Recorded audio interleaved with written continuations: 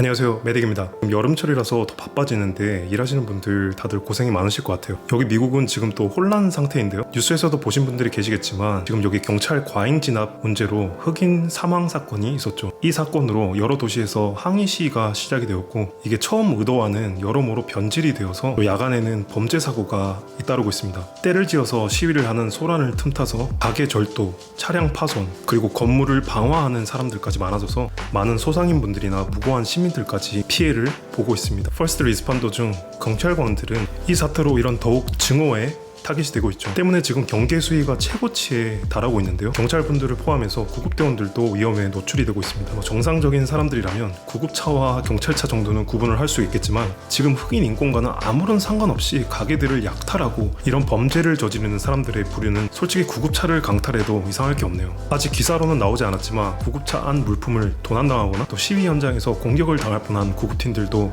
있었다고 하네요.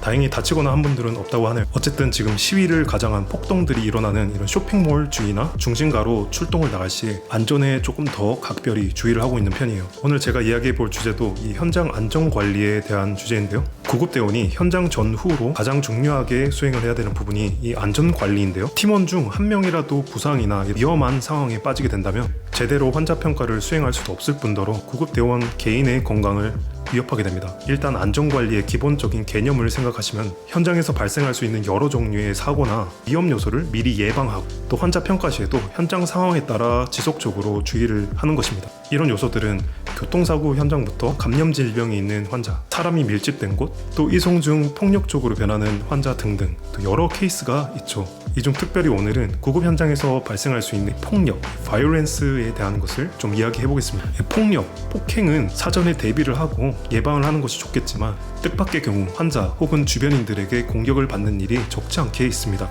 대표적으로 부상을 당한 주치자들이나 약에 취한 환자들이 있죠. 비협조적이거나 폭력 가능성이 조금이라도 있을 만한 경우에는 경찰들의 도움을 받는 게 우선적이지만, 현장에 경찰 인력이 없거나 지원 요청을 해서도 시간이 오랫동안 걸리는 경우 환자를 무조건 이송하기보다 지원이 도착할 때까지 최대한 기다리는 게 좋다고 생각이 듭니다. 경찰 도착 후에도 병원으로 이송 중에 갑자기 폭행을 당할 수가 있기 때문에 구급차에 경찰관 한 명을 태우고 에스코트를 받습니다. 조금 생소할 수도 있지만 미국 같은 경우 이런 우범 지역에서 일하시는 분들은 조금 본능적으로 위험을 감지, 사전에 대비를 하고 있습니다. 여기 뉴욕시도 대부분은 치안이 좋고 안전한 편이라서 크게 걱정을 하지 않아도 되지만, 일부 범죄가 많이 발생하는 구역들은 그곳에 출동하는 경찰분들이나 구급대원들도 항상 경계를 하는 편이에요. 일단 출동이 떨어지면 제일 먼저 하는 게 주소를 확인하는데요. 위치를 확인을 했을 때 여긴 좀 하는 생각이 들 때도 있고요. 이제 콜 종류가 언노, 무의식 환자, 드럭 이렇게 나오면은 도착 시 직접적으로 위협을 가할 수 있는 그런 사람들이 있나 둘러보고요. 주택, 아파트 출입 후에도 계속 안 좋은 예감이 들면 바로 구급차로 돌아와서 경찰 지원을 요청합니다. 콜 종류 중 총상 환자, 자상 환자 같은 경우에는 자동으로 경찰 인력이 투입이 되는데요. 이분들이 먼저 도착을 하면 현장 안전은 어느 정도 확보가 되죠. 이제 각 유닛들의 출동이 실시간 기록이 되는 이 상태창을 보게 되면 필요에 따라 상황실에서 구급대원들의 안전을 위한 추가 공고를 주기도 합니다. 가끔 경찰팀이 구급대원들이랑 동시에 도착을 하는 경우에 현장 안전이 아직 확보가 되어 있지 않은 상황인데요. 그럼 저희도 개인 보호장구를 사용할 때가 있습니다. 이제 방범복 같은 건데요. 방탄복은 아니고요. 소방구급대에서는 보급이 나오지만 저희 병원 구급대 같은 경우에는 지원을 해주지 않기 때문에 저희 사비로 구입을 해서 사용을 해야 되는데요.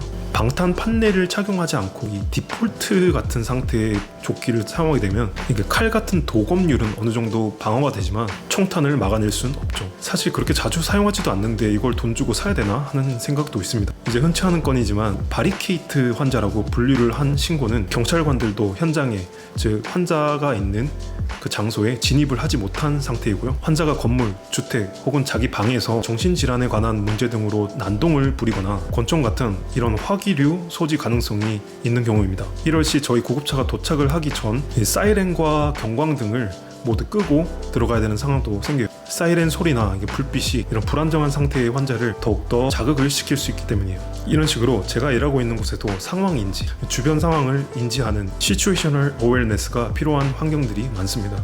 환자를 처치하는 것도 중요하지만 구급대원 개인의 안전을 지키는 것이 더 우선이 돼야 된다고 생각이 드네요. 영상 시청해주셔서 감사하고요. 다들 건강 유의하시고 저는 다음 영상에서 뵙겠습니다. 메딕이었습니다.